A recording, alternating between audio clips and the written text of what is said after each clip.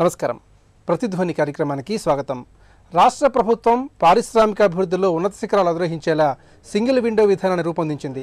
ఈ పారిశ్రామిక విధానంలో స్వీయ ధృవీకరణ, పరిశోధన, సృజన, పరిశ్రమ ప్రగతితో పరిశ్రమలకు రాజబాట వేయాలన్నది ప్రభుత్వ దృఢ సంకల్పం. తయారీ రంగాన్ని ఉరకలెత్తించేలా పారిశ్రామికవేత్తలకు ఎరతివాచి పరుస్తామని ముఖ్యమంత్రి కేసీఆర్ ఇటీవలే చైనా పర్యటనలో పునరుద్ఘాటించారు. రాష్ట్రంలో ఉన్న అపారమైన సహజ వనరులు, నిరంతర విద్యుత్తు, పారదర్శకతను దృష్టిలో ఉంచుకొని పెట్టుబడులు పెట్టాలని చైనా, హాంకాంగ్ సదస్సుల్లో వ్యాపారవేత్తలకు పిలుపునిచ్చారు. మేక్ ఇన్ ఇండియా స్ఫూర్తితో ప్రపంచం యావత్తు భారత్ వైపు చూస్తుంది. అలాగే తెలంగాణ ఏకగవాక్ష విధానంతో పెట్టుబడులను ఆహ్వానిస్తోందని పారిశ్రామికవేత్తలకు వివరించారు.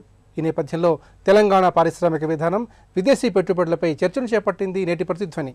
ఈ చర్చలో పాల్గొంటున్న ప్రముఖులు తాడూరు శ్రీనివాస్ గారు, తెలంగాణ రాష్ట్ర సమితి సీనియర్ నాయకులు; ప్రొఫెసర్ జె మనోహరరావు గారు, ప్రముఖ ఆర్థికవేత్త; నర రవికుమార్ గారు, పద్మశ్రీ అవార్డు గ్రహీత, డిక్కీ సౌత్ ఇండియా అధ్యక్షులు; జె నాగేశ్వరరావు గారు, చిన్న తరహా పరిశ్రమల సమాఖ్య అధ్యక్షులు.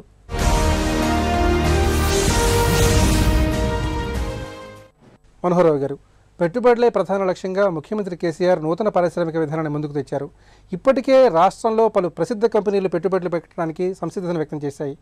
మరి ముఖ్యమంత్రి చేపట్టిన చైనా పర్యటన రాష్ట్రంలో పారిశ్రామిక అభివృద్ధికి ఏ విధంగా బాటలు పరుస్తుందంటారు? తెలంగాణ రాష్ట్ర పారిశ్రామిక విధానంలో టీఎస్ ఐపాస్ అనేది ఒక మైల్ రాయి అండి. అందులో ఏమాత్రం కూడా సంకోచం లేదు. టీఎస్ ఐపాస్ అనేది మీకు తెలుసు, అది పారిశ్రామికవేత్తలు కానీ లేదా చిన్న తరహా పరిశ్రమలు కానీ వాళ్ళు ముందుకొచ్చి తమంతట తాముగా తమ యొక్క క్యాపిటల్ ఇన్వెస్ట్మెంట్స్, తమ ఉత్పత్తి లక్ష్యాలు, ఆ తీసుకునే జాగ్రత్తలు, సేఫ్టీ అవన్నీ కూడా సెల్ఫ్ సర్టిఫికేషన్గా చేసుకుని దాన్ని కనుక సబ్మిట్ చేస్తే 15 రోజులు చేస్తామనేది అది చాలా అద్భుతమైన మొదటి ఒక మైల్ రాయి అని చెప్పొచ్చు. అయితే అంతటితోనే ఆగిపోతే కష్టం. పారిశ్రామిక విధానం అనేది చాలా పెద్దది. రాష్ట్ర పారిశ్రామిక విధానం ఎప్పుడు కూడా జాతీయ పారిశ్రామిక విధానంతో అనుసంధానించుకొని ఉండాల్సి ఉంటుంది. అయితే ఈ మధ్యన రాష్ట్రాల మధ్యన పోటీ పెరిగి, ఇంతకుముందు మనం ఉమ్మడి రాష్ట్రంగా ఉన్నప్పుడు కూడా వరల్డ్ ఎకనామిక్ ఫోరంకు పోయి పెద్ద ఎత్తున విదేశీ ప్రత్యక్ష పెట్టుబడుల్ని ఆహ్వానించడం కోసం రకరకాల ప్రయత్నాలు చేయడం జరిగింది. అయితే అంత అందించినంత స్థాయిలో ఆశాజనకంగా మనకు పెట్టుబడులు రాలేదు. మన గత అనుభవాన్ని మర్చిపోయి ముందుకు పోతే కష్టం. అందుకని మన యాక్చువల్ సిచ్యువేషన్, యథార్థ స్థితి ఏ విధంగా ఉంది చూసుకొని, అయితే చంద్రశేఖరరావు గారు చైనా పర్యటన అనేది చాలా స్వాగతించదగిన విషయమే. అది చాలా ప్లస్ పాయింట్. పారిశ్రామిక వర్గాలకు సంబంధించిన వాళ్ళు, తెలంగాణ పారిశ్రామిక సంబంధించిన ఇప్పుడు ఇక్కడ ఉన్న మన ఫ్యాప్సే కానివ్వండి, ఫిక్కీ కానివ్వండి, లేదా ఇంకా micro small medium scale sector వాళ్ళు కానివ్వండి, ఎవరో ఒక ప్రతినిధిని కూడా అందులో చేరిస్తే బాగుండేది. మనం పరిశీలించి చూసినట్టయితే టాటా, అట్లాగే మహీంద్ర, ఐటీసీ కంపెనీలు రాష్ట్రంలో పెట్టుబడులు పెట్టడానికి ఆసక్తి చూపిస్తున్నాయి. ముఖ్యంగా కేసీఆర్ చైనా పర్యటన వల్ల రాష్ట్ర పారిశ్రామిక అభివృద్ధి ముఖ చిత్రం ఏ విధంగా ఉండబోతోంది? బహుశా పారిశ్రామిక వర్గాలకి తప్పకుండా ఉత్సాహం కలిగించే విషయమే. పెట్టుబడులు భారీ తరహాలో వస్తాయా లేదా, పెట్టుబడుల వెలువ వస్తుందా లేదా అని చెప్పడం చాలా కష్టం. కానీ తప్పకుండా కొంత ఉత్సాహజనితమైన పరిశ్రమలకి కొంత ఉత్సాహజనితమైన వాతావరణం మాత్రం సృష్టించబడిందని చెప్పొచ్చు. ఎందుకంటే మనం కేంద్ర ప్రభుత్వంలో కూడా విదేశీ అగ్రిమెంట్స్ ఎన్నో జరిగాయి. లైసెన్స్లు అయిన తర్వాత కూడా యాక్చువల్ ఎగ్జిక్యూషన్ అనేది జరగలేదు. ఇది మీరు కనుక డేటా తీసుకుంటే అది స్పష్టంగా కనిపిస్తుంది మనకు. అందుకని ఈ ఆచరణలో జరిగేది కేవలం ఒక ఉత్సాహభరితమైన వాతావరణంలో ఆగిపోయేది. అక్కడ మనం జాగ్రత్తగా ఉండాలి. అందులో ముఖ్యంగా మనం ఆలోచించాలంటే మన పాత అనుభవాలు చూసుకుంటే స్పెషల్ ఎకనామిక్ జోన్స్ ఉన్నాయి. మన స్పెషల్ ఎకనామిక్ జోన్స్లో మైక్రోసాఫ్ట్ ఇలాంటి కంపెనీలు ఎంతో ఉద్యోగాల్ని, ఎంప్లాయ్మెంట్ని, ఉద్యోగతని ప్రామిస్ చేస్తూ వచ్చారు.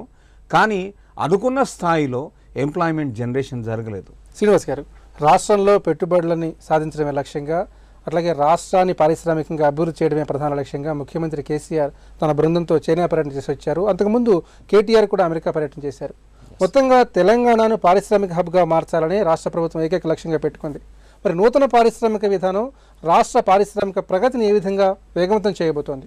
విదేశాలకు వెళ్ళే ముందే మనం ఒక సానుకూలమైనటువంటి వాతావరణాన్ని క్రియేట్ చేసి దాన్ని ప్రొపగండా చేసుకొని ముందుకు పోతే ఆకర్షజనకంగా ఉంటుంది. కాబట్టి టీఎస్ ఐపాస్ సిస్టమ్ అందరూ అప్రిషియేట్ చేస్తున్నటువంటిది. అందరూ ఇన్వాల్వ్ అయ్యి ఒక చేజింగ్ సెల్ని ఏర్పాటు చేసి పక్షం రోజులలోనే అనుమతులు ఇవ్వడం. దాంట్లో అనుమతులు ఇవ్వకపోతే ఎర్రింగ్ అఫీషియల్స్ మీద చర్య తీసుకోవడమే కాకుండా అది ఇచ్చినట్టుగానే డీమ్డ్ టు బీ శాంక్షన్ అనేది క్లాజ్ పెట్టుకొని ముందుకు పోవడం అనేది ఇక్కడ మనం గమనించాల్సినటువంటి అంశం. ఇది ప్రపంచ దేశాలలోనే, మన భారతదేశంలో వివిధ రాష్ట్రాలలో వదిలేను, ప్రపంచ దేశాలలో ఏ దేశంలో లేనటువంటి విధానాన్ని మనం తీసుకోవడం జరిగింది. అంటే హజిల్ ఫ్రీ పర్మిషన్స్ అనేది. అది కాకుండా ఒక పరిశ్రమలో ఒక పెట్టుబడిదారుడు మన దగ్గరికి రావాలంటే వచ్చిన వెనువెంటనే వాళ్ళని ఆహ్వానించి వారికి కావాల్సినటువంటి మౌలిక వసతులు అంటే భూమి, నీరు, విద్యుత్తు ఇలాంటి సౌకర్యాలు, మనం ట్రాన్స్పోర్టేషన్, ఈ 4 రంగాలలో మౌలిక వసతులు మనం ఏర్పాటు చేస్తేనే మనం ముందుకు పోగలుగుతాం. అనుమతులు ఇచ్చినా చేతులు దులిపేసుకుంటే కూడా కుదరదు కదా. అందుకే మనం ఏం చేసామంటే ల్యాండ్ బ్యాంకుని క్రియేట్ చేసుకొని అదే రకంగా నీటి కేటాయింపులను మనం కేటాయింపులు చేసుకుంటూ విద్యుత్ రంగంలో మన కొత్త రాష్ట్రం ఏర్పడిన వెనువెంటనే గతంలో ఒక రూమర్స్ క్రియేట్ చేసి గతంలో పాలకులు ఏం చేశారంటే తెలంగాణ ఏర్పడితే అసలు విద్యుతే ఉండదనే ప్రొపగండా చేయడం జరిగింది. ఫస్ట్ మేము దాన్ని దృష్టిలో పెట్టుకొని ఇంట గెలిచి రచ్చ గెలవాలనే ఉద్దేశంతో ఇక్కడ విద్యుత్ని మనం సప్లై చేసి విద్యుత్ని విద్యుత్ రంగం 91,500 కోట్ల రూపాయలతో ఈరోజు విద్యుత్ రంగాన్ని మనం G2G అగ్రిమెంట్లు చేసుకొని BHL లాంటి కార్పొరేషన్ సంస్థలతో, సింగరేణి లాంటి సంస్థలతో అగ్రిమెంట్లు చేసుకొని మనం ముందుకు పోతాను. 2 విషయాలు ఇప్పుడు ముఖ్యమంత్రి గారి పర్యటనలో కానీ కేటీఆర్ గారి పర్యటనలో కానీ ఏంటంటే టీఎస్ బ్రాండ్ ఇమేజ్ని మనం పెంపొందించాలి. అక్కడ డైనమిక్ లీడర్షిప్ ఉంది. ఏదైతే ప్రపంచ ఆర్థిక సదస్సుకి మనని ఒక గెస్ట్ లాగా, ఒక అతిథిలాగా పిలిచినటువంటి సందర్భంలో అదే అవకాశాన్ని అందిపుచ్చుకొని చైనా లాంటి పెద్ద దేశం, ఇప్పుడు ప్రపంచంలోని అమెరికాని కూడా మనం చైనా పోటీ పడుతున్నటువంటి ఈ తరుణంలో ఆ చైనాకి మనకు అతిథులుగా ఆహ్వానం దొరకడం, ఆ ఆహ్వానాన్ని ఉపయోగించుకొని మనం అక్కడ మన రాష్ట్రం గురించి మనం చెప్పుకోవడం, అదే రకంగా చెప్పుకోవడమే కాకుండా ఫలితాలను కూడా రాబట్టినాం. ఈరోజు ఒక గమ్యాన్ని నిర్దేశించుకొని 50,000 కోట్ల పెట్టుబడులను మనం ఆకర్షించాలనే విధంగా మనం రూపకల్పన చేసుకొని ఒక 2,000 కోట్ల రూపాయలకు అగ్రిమెంట్స్ కూడా చేసుకున్నాం. దాంట్లో మీరు చూసారు, లీ లాంటి కంపెనీ చూసాం మనం. ఇంకా ఎలక్ట్రికల్ కంపెనీ ఒకటి పెట్టుబడులు పెట్టడానికి ముందుకు వస్తూ ఉంది, షాంఘై ఎలక్ట్రికల్స్. ఈ రకంగా ఆ 2,000 కోట్ల రూపాయలు ఒప్పందాలు జరుపుకోవడం జరిగింది. అదేవిధంగా మీరు పోయినట్టయితే అక్కడ గ్లోబల్ టైమ్స్ అనే ఒక ప్రచార సంస్థ ఏదైతే ఉందో కొన్ని భారతదేశం విధానాల మీదనే సంశయాలు వెలిపుచ్చింది. అందుకే ముఖ్యమంత్రి గారు అక్కడ దేశ సమైక్యతను చాటుతూ నీతి ఆయోగ్ ముఖ్యాంశాన్ని, ప్రధానమంత్రి గారి యొక్క చర్యల్ని, భారతదేశంలో అనుకూల వాతావరణం, అదే రకంగా ఇంకా గొప్పగా తెలంగాణ రాష్ట్రంలో ఉన్నటువంటి అనుకూలం, తద్వారా ఏ పెట్టుబడి తెచ్చినా ఈ భారతదేశానికి పెట్టుబడులు తెచ్చే ఒక దూతలాగా వ్యవహరించి ముందుకు పోవడం చైనాలో జరిగింది. అదే రకంగా మీరు కేటీఆర్ గారు గూగుల్ కంపెనీ కానీ, డిఈషా కానీ ఇలాంటి కంపెనీని ఇక్కడ ఆకర్షించుకోవడం, ఒప్పందాలు కుదుర్చుకోవడం, మీరు అన్నట్టుగా ఇంతకుముందు టాటా ఏరోస్పేస్ కానీ, ఈరోజు మహేంద్ర కానీ, ప్రాక్టర్ అండ్ గ్రాంబుల్ కానీ, లేకపోతే చాలా కంపెనీలు, ఎన్నో కంపెనీలు ఈరోజు తెలంగాణ వైపు మనకు చూడడమే కాకుండా పెట్టుబడులు పెట్టడానికి ముందుకు వచ్చి ఆల్రెడీ వర్క్ స్టార్ట్ అవ్వడం అనేది ఈరోజు అప్రిషియేట్. ఈ రాష్ట్రాన్ని అభివృద్ధి పదంలో ఇంకా ముందుకు తీసుకెళ్లడానికి ఉపయోగపడే విధంగా వారందరినీ కూడా అప్రిషియేషన్స్ కూడా తీసుకోవడం జరిగింది. ఆ రకంగా ముందుకు పోతాం. రవికుమార్ గారు, హైదరాబాద్ను పెట్టుబడుల స్వర్గధామంగా తీర్చిదిద్దామని ముఖ్యమంత్రి అట్లాగే మంత్రులు కూడా పదే స్పష్టం చేస్తున్నారు. మరి పారిశ్రామిక వర్గాల దృష్ట్యా ఒక పారిశ్రామికవేత్తగా మీరు ఎలాంటి ఆశావాద దృక్పథంతో ఉన్నారు? ప్రస్తుతం ఉన్నటువంటి ఏదైతే వాతావరణం ఉందో చాలా స్వాగతించాల్సినటువంటి వాతావరణం ఉన్నది. మేము దేశవ్యాప్తంగా కూడా తిరుగుతూ ఉంటాం. ఈ ఆర్గనైజేషన్ పరంగా ఎంతోమంది ఇండస్ట్రియలిస్టులను మేము కలుస్తూ ఉంటాం. కలిసినప్పుడు ప్రతి ఒక్కరు కూడా తెలంగాణలో ఒక మంచి సానుకూలమైనటువంటి వాతావరణం ఉన్నది అని చెప్పి వాళ్ళ అభిప్రాయాన్ని వెలువరుస్తూ ఉన్నారు. అంతకంటే ఇక్కడ చెప్పేదొకటి చేసేదొకటి అనేటటువంటి విధంగా కాకుండా చెప్పిన దానికంటే ఎక్కువ జరుగుతూ ఉన్నాయి. అది ఇక్కడ ముఖ్యమంత్రి గారు ఏదైతే చెప్తున్నారో దాన్ని చెప్పిన దానికంటే ఇంకా ఎక్కువగా పనులు జరుగుతూ ఉన్నాయి. దానికి కారణము మంచి మంత్రులు ఉన్నారు, ఆ తర్వాత అధికారులు ఉన్నారు. అధికారుల్లో కూడా కేవలం వీళ్ళు ఐఏఎస్ ఆఫీసర్సే కారు, ఈ బిజినెస్ అక్యుమెన్ తెలిసినటువంటి వ్యక్తులు. ఒక పరిశ్రమ పెడితే ఎటువంటి కష్టాలు ఉంటాయి, ఎటువంటి బాధలు ఉంటాయి అనేది తెలుసుకున్నటువంటి వ్యక్తులు. ఎందుకంటే చాలామంది ఆఫీసర్స్ ఐఐఎం చదివిన వాళ్ళు ఉన్నారు, ఐఏఎస్ బ్యాక్గ్రౌండ్ వాళ్ళకు. ఆ తర్వాత బిజినెస్ స్కూల్ హార్వర్డ్లో చదివినటువంటి వ్యక్తులు ఉన్నారు. సో ఇటువంటి ఆఫీసర్స్ ఉండడం వల్ల యంత్రాంగం కూడా చాలా బాగా పనిచేస్తుంది. మనం 42 మంది పరిశ్రమలకు ఇప్పటికీ అనుకున్న విధంగా, అంటే 15 రోజుల్లో మీకు అన్ని సదుపాయాలు, అన్ని లైసెన్సులు మీకు ఇవ్వడం జరుగుతుంది అని చెప్పినట్టుగానే 15 రోజుల్లోనే ఇచ్చి 42 మందికి వాళ్ళు డైరెక్ట్ ముఖ్యమంత్రి గారి చేతుల మీదుగా ఇవ్వడం అనేది ఒక కొత్త సాంప్రదాయమే. ఎవరైనా అధికారి ఏదైనా ఫైలుని లేటుగిన చేస్తే అతనికి ఫైన్ విధించేటటువంటి ప్రొవిజను ఈ యొక్క టీఎస్ ఐపాస్లో ఉన్నది. అది దేశంలో ఏ రాష్ట్రంలో కూడా అటువంటి ఇది లేదు. అంటే ఒక కాన్ఫిడెన్స్ని డెవలప్ చేస్తుంది. అయితే డికి తరఫున మీరు ముఖ్యమంత్రిని పలుసార్లు కలిశారు. మరి దళిత పారిశ్రామికవేత్తల విధానంలో ముఖ్యంగా ప్రభుత్వం ఏ విధమైన ప్రోత్సాహకాలు అందిస్తోంది? ఒక విధంగా చెప్పాలంటే భారతదేశానికే ఈరోజు తెలంగాణ టీ ప్రైడ్ అనేటటువంటి తీసుకున్నారో అది చాలా ఆదర్శవంతమైనటువంటి పాలసీ. జనరల్గా దళితులు అంటే ఏదో చిన్న రాయితీలు ఇచ్చి ఊరికేస్తారు. కానీ గౌరవ ముఖ్యమంత్రి గారి యొక్క గొప్పతనం ఏంటంటే టీఎస్ ఐపాస్తో పాటు టీఎస్ ప్రైడ్ని కూడా రిలీజ్ చేశారు. వేల మంది పారిశ్రామికవేత్తల సమక్షంలో టీఎస్ ఐపాస్ రిలీజ్ చేస్తే వాళ్ళ సమక్షంలోనే టీఎస్ ప్రైడ్ కూడా రిలీజ్ చేయడమే కాకుండా చీఫ్ సెక్రటరీ గారు స్వయంగా మేము ఈ రాష్ట్రంలో దళితులని పారిశ్రామికవేత్తలుగా ఎదగడానికి మేము టీఎస్ ప్రైడ్ని ఇంట్రడ్యూస్ చేస్తున్నామని చెప్పి వాళ్ళ సమక్షంలో చెప్పడం జరిగింది. అంటే వాళ్ళకు కూడా ఒక సూచన, మీరు కూడా మేము గవర్నమెంట్ పరంగా ఈ పని చేస్తున్నాం, మీరు కూడా వారిని ప్రోత్సహించండి, మీ యొక్క ఫ్యాక్టరీస్లో వాళ్ళకు వాళ్ళ ప్రోడక్ట్స్ని మ్యానుఫ్యాక్చర్ తీసుకునేటటువంటి విధంగా అనేటటువంటి సందేశాన్ని ఇక్కడ ఇవ్వడం జరిగింది. అంతేకాకుండా ముఖ్యమంత్రి గారు మేము మొట్టమొదటి కలిసినప్పుడు మీ మొట్టమొదటి సమస్య ఏంటి అని చెప్పి మమ్మల్ని అడిగాడు. మీకు అత్యధికంగా ఎదుర్కొంటున్న సమస్య ఏంటి అంటే మేము 2 విషయాలు చెప్పాం. ఒకటి, మాకు ఫైనాన్షియల్ సపోర్ట్ అనేది లేదు, బ్యాంకర్స్ ఎవరు కూడా ముందుకు రావట్లేదు, కాబట్టి మాకు ఆర్థిక పరంగా మీ నుంచి మాకు సపోర్ట్ కావాలని చెప్పి ఫస్ట్ అడిగాను. అడిగిన వెంటనే ఆయన ఇంకా బ్యాంకుల మీద మీరు ఎందుకు డిపెండ్ కావాలి, ప్రభుత్వమే నేరుగా ఇస్తే సరిపోతుంది కదా అంటే ఇంకా అంతకంటే సంతోషకరమైన విషయం, అది మేము డైరెక్ట్ గవర్నమెంట్కి వెళ్ళి ఇస్తామని చెప్తున్నారు. అంతేకాకుండా మీకు ఇంకా ఏంటంటే మాకు మార్జిన్ మనీ సమస్య ఉంది, ఎక్కడ పోయినా కానీ 25% మినిమం అడుగుతారు, మేము మా యొక్క బ్యాక్గ్రౌండ్ నుంచి అంత పెట్టుబడి పెట్టలేము, ప్లస్ కొలాటరల్ సెక్యూరిటీ అడుగుతారు, అది కూడా మేము ఇవ్వలేము అని చెప్పినప్పుడు మీ మార్జిన్ మనీ అత్యంత తక్కువగా ఒక 10% మార్జిన్ మనీ పెట్టుకున్నా మీరు 5 కోట్ల రూపాయల ఫ్యాక్టరీ పెట్టుకునేంత అవకాశం కల్పిస్తామని చెప్పారు. మూడో విషయం ఏం అడిగామంటే మీరు ఇన్ని రాయితీలు ఇచ్చినప్పటికీ కూడా మేము పరిశ్రమలో నిలదొక్కుకోవాలంటే మాకు మార్కెటింగ్ సపోర్ట్ అనేది అవసరం. ఇక్కడ పరిశ్రమలు ఎవరైతే పెడతారో ఆ పరిశ్రమలు పెట్టే వాళ్ళకు కూడా అఫిర్మేటివ్ యాక్షన్ అనేటటువంటి ప్రోగ్రాం ద్వారా మీరు ఉత్పత్తి చేసే ప్రోడక్ట్స్ అన్ని కూడా వాళ్ళు కూడా పర్చేస్ చేసే విధంగా సప్లయర్ డైవర్సిటీ ప్రోగ్రామ్ని, అదేవిధంగా రాష్ట్ర ప్రభుత్వం ఏదైతే ప్రొక్యూర్మెంట్ చేస్తుందో ఆ ప్రొక్యూర్మెంట్ పాలసీలో అత్యధికంగా షెడ్యూల్డ్ కులాలు షెడ్యూల్డ్ తెగల నుంచి ప్రొక్యూర్ చేయాలనేటువంటి నిబంధనని వారు పెట్టడం జరిగింది. నాగేశ్వరరావు గారు, నిరంతర విద్యుత్తు, నాణ్యవంతమైన విద్యుత్తు, అట్లాగే ల్యాండ్ బ్యాంకు, సింగిల్ విండో విధానం వంటి అంశాల ద్వారా అత్యుత్తమైనటువంటి పారిశ్రామిక విధానాన్ని అమలు చేస్తున్నామని రాష్ట్ర ప్రభుత్వం చెబుతోంది. మరి తెలంగాణ రాష్ట్ర పారిశ్రామిక ప్రగతికి రాష్ట్ర ప్రభుత్వం ప్రకటించినటువంటి ఈ నూతన పారిశ్రామిక విధానం ఎంతవరకు దోహదపడుతుంది?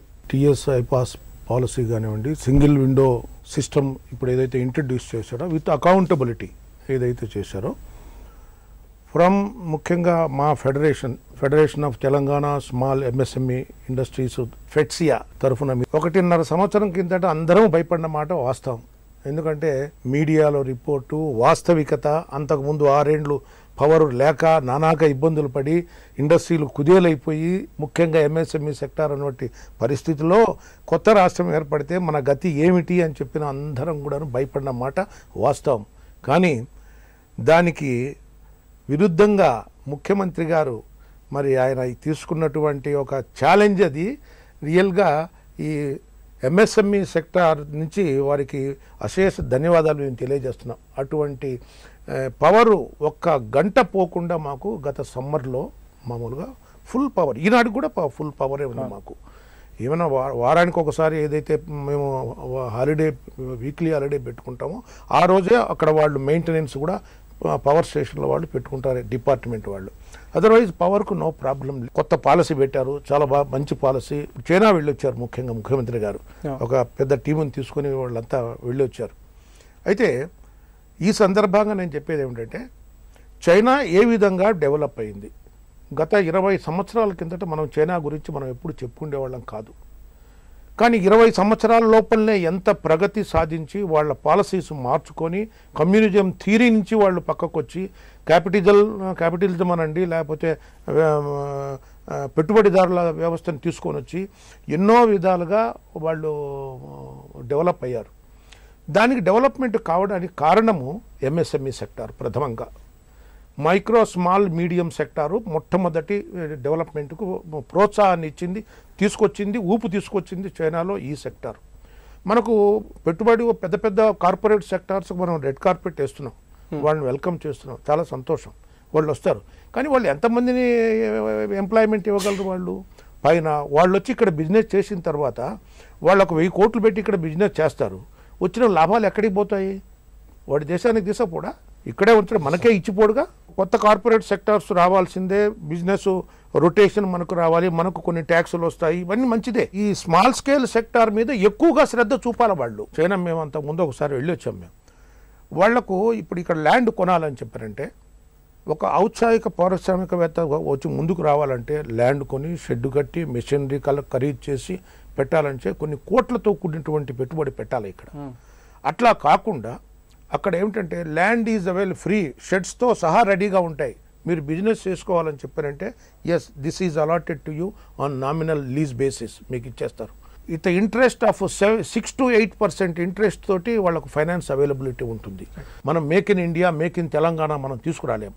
కాబట్టి ప్రతి ఒక్క ఇండస్ట్రీలో గవర్నమెంట్ చొరవ తీసుకొని గవర్నమెంట్ కొంత ఇన్సెంటివ్ ఇచ్చైనా సరే ఉన్నటువంటి టెక్నాలజీని అప్గ్రేడేషన్ చేయాలి. ప్రొఫెసర్ మనోహర్ రావు గారు, పరిశోధన, సృజన, పరిశ్రమ, ప్రగతి ఈ అంశాల ద్వారా, ఈ అంచెల వ్యవస్థ ద్వారా రాష్ట్ర పారిశ్రామిక రంగాన్ని అభివృద్ధి చేయాలని, ఒకదానికొకటి అనుసంధానం చేయాలని రాష్ట్ర ప్రభుత్వ ఆకాంక్ష. మరి ఇంకా ప్రభుత్వం ఎలాంటి సత్వర నిర్ణయాలు తీసుకొని ఎలాంటి మేలు రకం పద్ధతులను అవలంబించి రాష్ట్ర పారిశ్రామిక అభివృద్ధికి బంగారు బాటలు వేయాలి? తెలంగాణ రాష్ట్ర ప్రభుత్వం ఒక సంవత్సరన్నర కాలం పాటుగా వచ్చి ఉండొచ్చు. ఒక సరైన బ్లూ ప్రింట్ లేదు అని నా యొక్క ఖచ్చితమైన అభిప్రాయం. ఎందుకంటే పరిశోధన, దాని అనుసంధానానికి కావాల్సింది మొట్టమొదట శిక్షణ.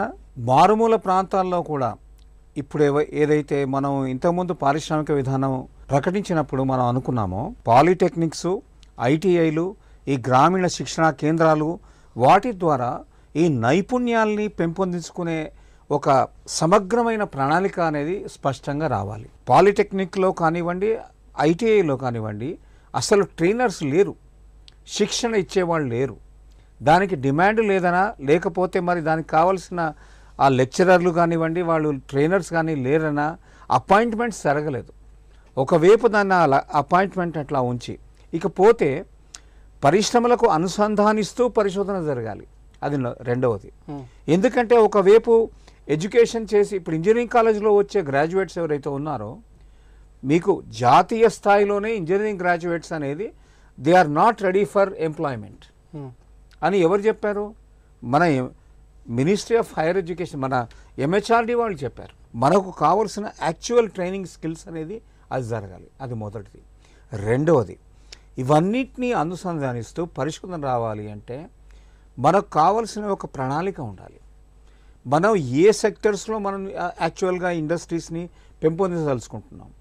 ల్యాండ్ బ్యాంక్ అనే దానికి, ల్యాండ్ బ్యాంక్ యొక్క పూలింగ్ అనేది జరగలేదు మనకు. కేవలం అబ్స్ట్రాక్ట్గా ఇదిగో 150,000 ఎకరాల ల్యాండ్ ఇక్కడ ఉంది, ఇది కాకుండా ఇంకొక 3 లక్షల ఎకరాల ల్యాండ్ మొత్తం తెలంగాణ రాష్ట్రం అంతా ఉంది అని చెప్తున్నా తప్ప ఏ జిల్లాలో, ఏ మండలంలో ఎట్లాంటి పరిశ్రమలు కావాలి? ఇప్పుడు వరంగల్ జిల్లాలో గార్మెంట్స్ ఇండస్ట్రీ అనుకున్నారు, వస్త్ర పరిశ్రమ అనుకున్నారు, అక్కడ హబ్ను డెవలప్ చేద్దాం అనుకున్నారు. అలాగే ఇప్పుడు మీరు నిజామాబాద్ జిల్లా అక్కడికి వెళ్తే షుగర్ ఇండస్ట్రీ అంటే అనేది ఏంటంటే ఈ ప్రయారిటైజేషన్ ఆఫ్ ఇండస్ట్రీస్ అనేది it's part and parcel of industrial policy. ఆ విషయంలో కోర్ సెక్టరు, సబ్ సెక్టర్సు, ఇప్పుడు మన స్మాల్ స్కేల్ ఇండస్ట్రీ గురించి చెప్పారు. స్మాల్ స్కేల్ ఇండస్ట్రీలో టెక్నికాలిటీ కావాలంటే చైనా కంటే ముందుగా అద్భుతంగా అందరికీ ఒక ఆదర్శంగా తయారైంది జపాన్.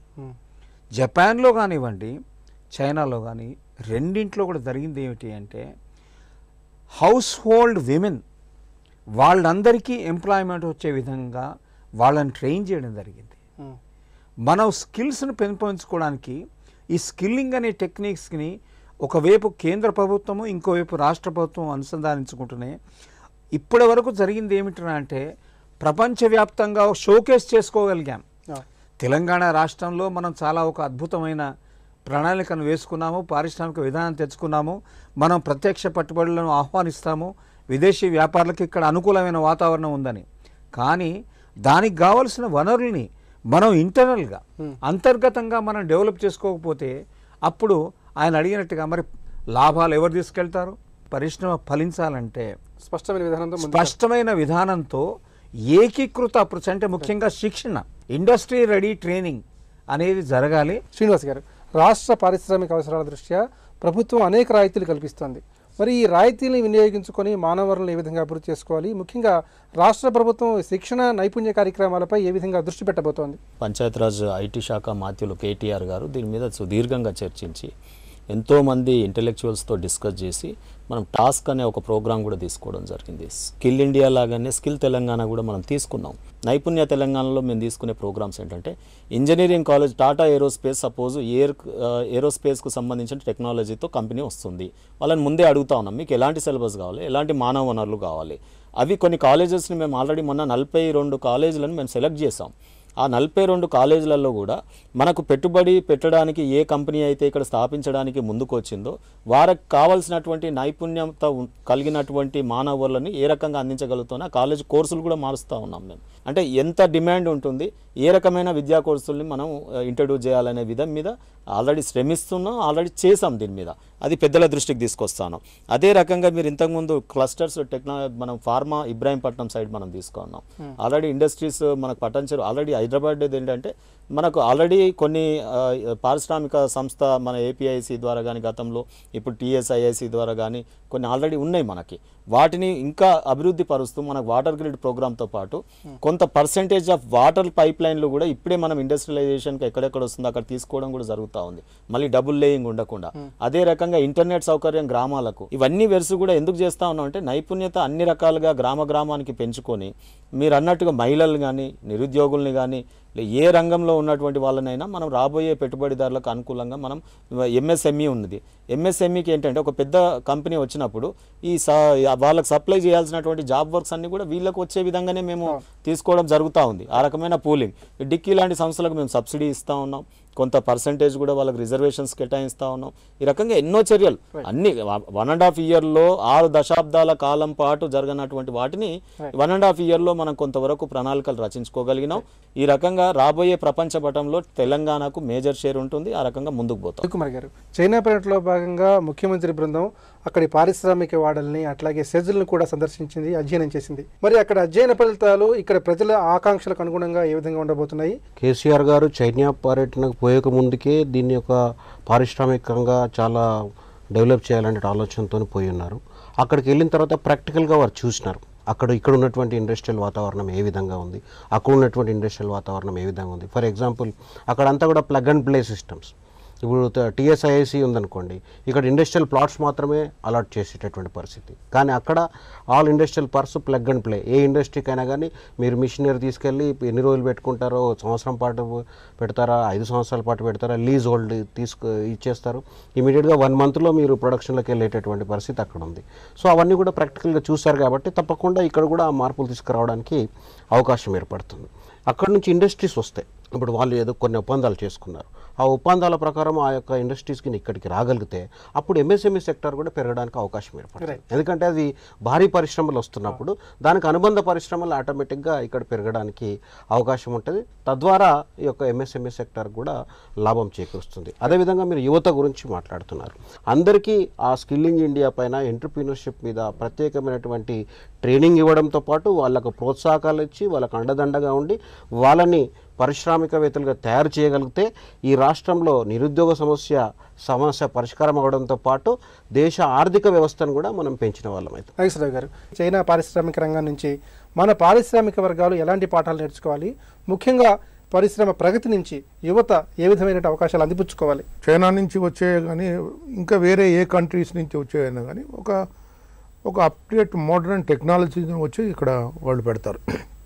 అయితే మన గవర్నమెంట్ కూడా ఇట్లా కార్పొరేట్ సెక్టార్స్ కానీ లేకపోతే ఎవరైనా వచ్చినా కానీ కూడా దాంట్లో కొంత భాగాన్ని, ఆ ఏరియాలో కొంత భాగాన్ని దానికి సపోర్ట్ ఎన్సిలరీ ఇండస్ట్రీస్ కూడాను కొంచెం అక్కడే వాళ్ళు పెట్టి వాళ్ళకు తగినటువంటి ఎన్సిలరీస్ కావాల్సినటువంటి ఎక్విప్మెంట్ ఏవైతే ఉన్నాయో అన్నీ వాళ్ళు తయారు చేయలేరు.